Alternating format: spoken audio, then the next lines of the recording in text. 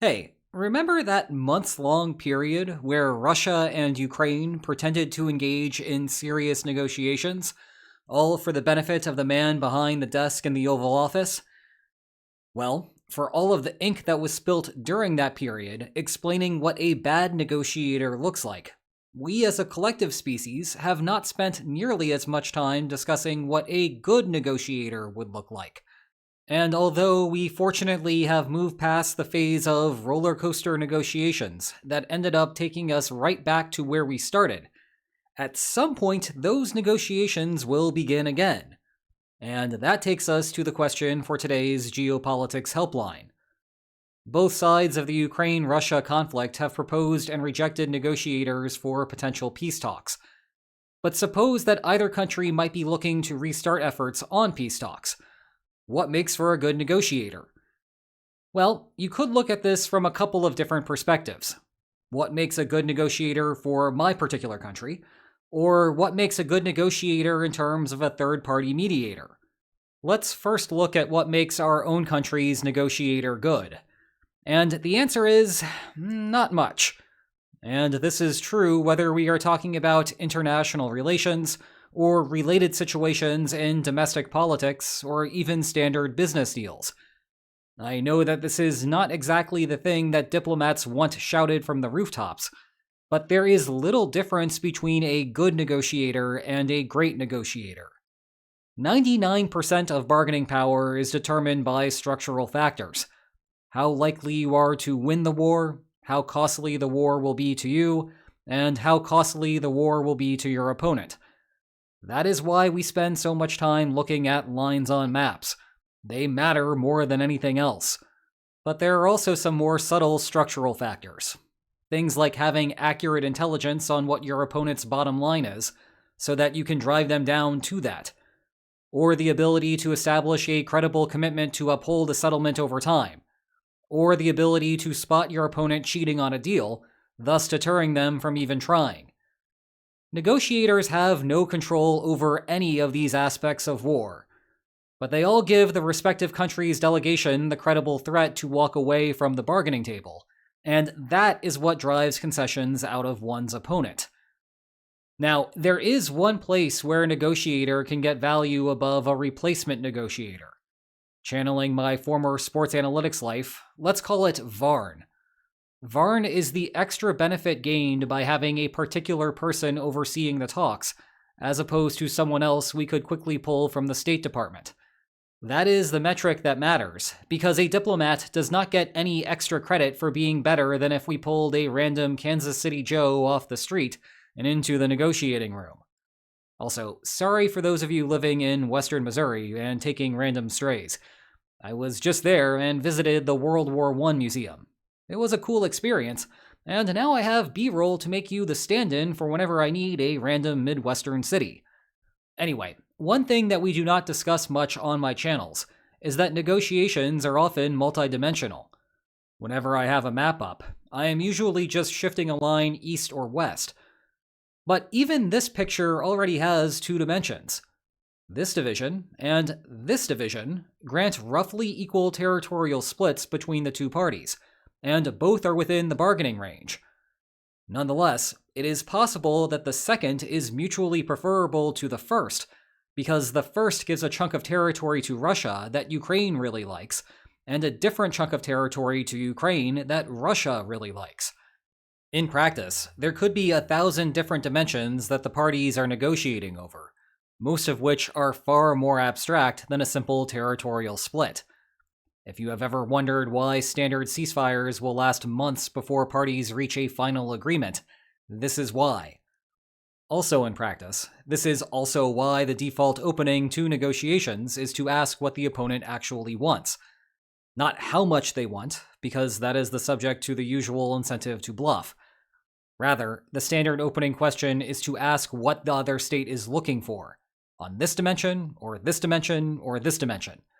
I cannot give you what you want across those 1,000 dimensions unless I know what you want. The place where having an expert negotiator is useful is that they might have some understanding of the opposing state's dynamics that might not even be apparent to the other side, simply because of how complicated life is. That, in turn, might open up something that did not seem possible to the other side. But note that this is less of a negotiating skill that Mr. Negotiator has, and more of a skill of someone with an intimate knowledge of that specific substantive area. In other words, I would not recommend someone like me to lead a delegation. I could be useful on the fringes, but you need someone in the diplomatic trenches. On the other hand, you can have a negotiator be worth negative Varn. That is the complaint raised by many regarding Steve Witkoff. The complaint that White House insiders raise about him specifically is not that he is an idiot. Well, at least not an idiot, generally speaking. And if you ask him about the area that he is currently working on, he will respond like someone who has done his reading on the situation. The problem is that I have many students who are well read on many subjects. That is fine when you are a student. It is not fine when you have to teach a class, never mind decide the fate of a world at war. Because he is out of his depth, Witkoff just does not understand things that a replacement-level diplomat does, like not bringing his own translator, not recognizing that the proposal he thought he had received from Russia about southeastern Ukraine was too good to be true, and not understanding the finer points of nuclear proliferation. And while I do not think that the world has exploded, or will explode due to similar errors in the future from him, an incredible number of human labor hours have been wasted due to this conversation. So, in sum, it is very hard to make any serious gains as a diplomat. It is very, very easy to screw things up, though. And to answer the question of who would best fit this role, some very boring, lifelong foreign ministry employee whom none of us have ever heard of. Sorry to disappoint.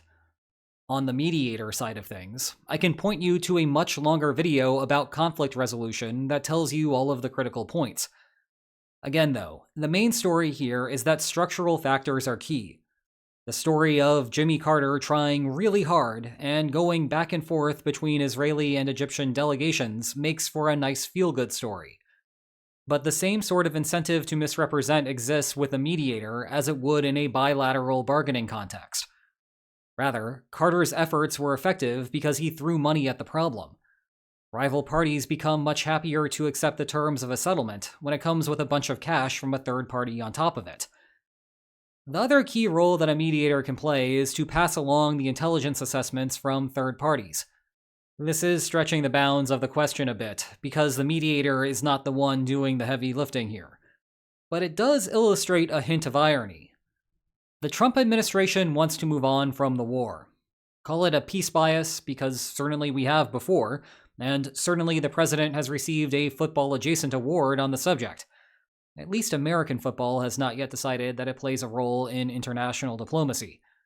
Anyway, peace-biased mediators are bad at actually obtaining their goals, because they have an incentive to say whatever it is that will be most peace-inducing.